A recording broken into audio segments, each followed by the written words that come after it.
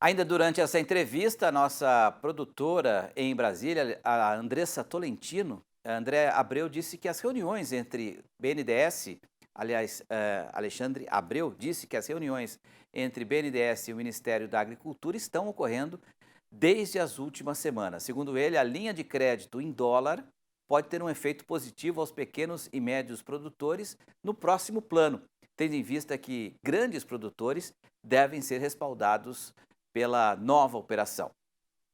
Realmente o setor estava precisando de um crédito um pouco mais em conta, né? Infelizmente, não é possível, essa linha não é possível ser acessada por todo mundo, porque a gente só consegue emprestar para quem é exportador, para quem recebe em dólar.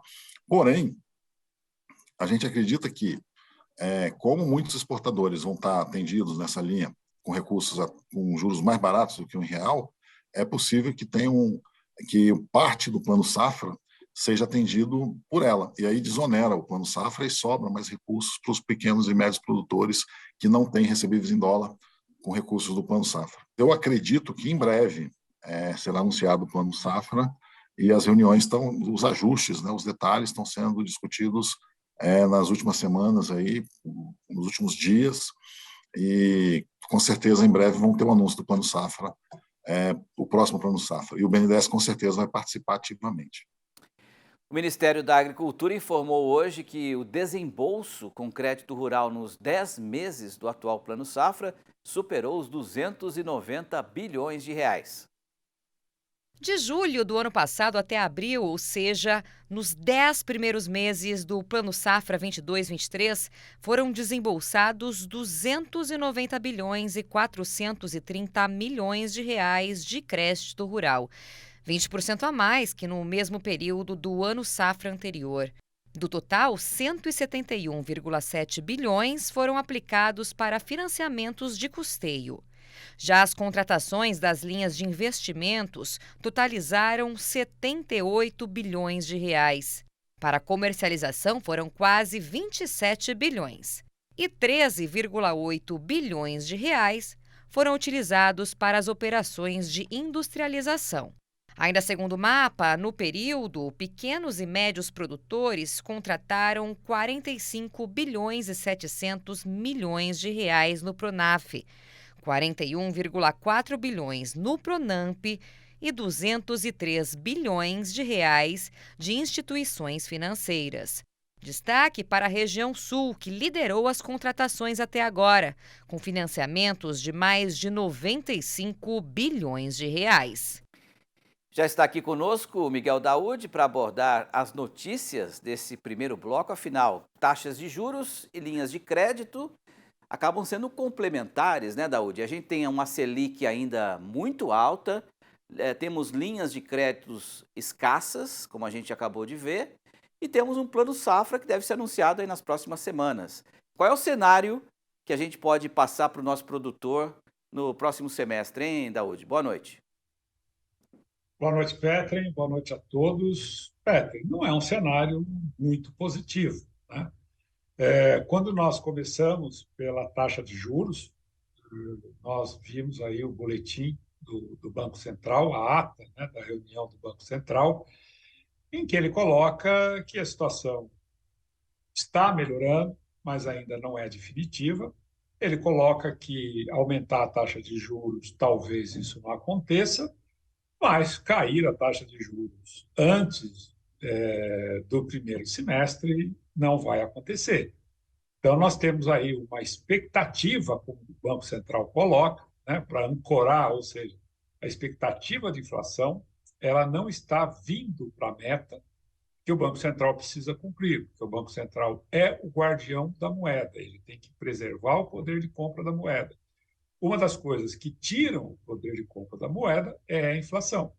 Então, quando ele insiste na taxa de juros, é sinal de que a inflação tem que vir para a meta que está muito distante, o que não está acontecendo. Então, nós não vamos ter, para esse plano safra, que tem que ser anunciado agora, este mês, uma definição de uma taxa de juros mais baixa. Esse é o primeiro ponto.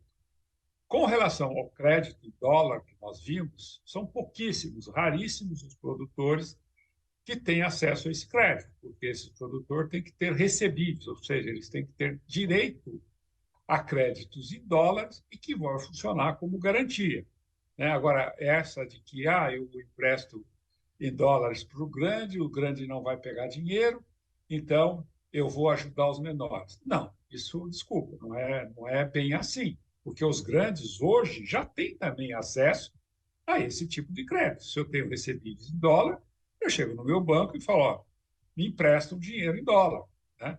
São operações que hoje já acontecem. Os grandes produtores têm esse recurso. Portanto, mas não deixa de ser positivo, né, Petro, você ter 4 bilhões, né, de financiamento em dólar para o nosso agronegócio, não tenha dúvida que é positivo.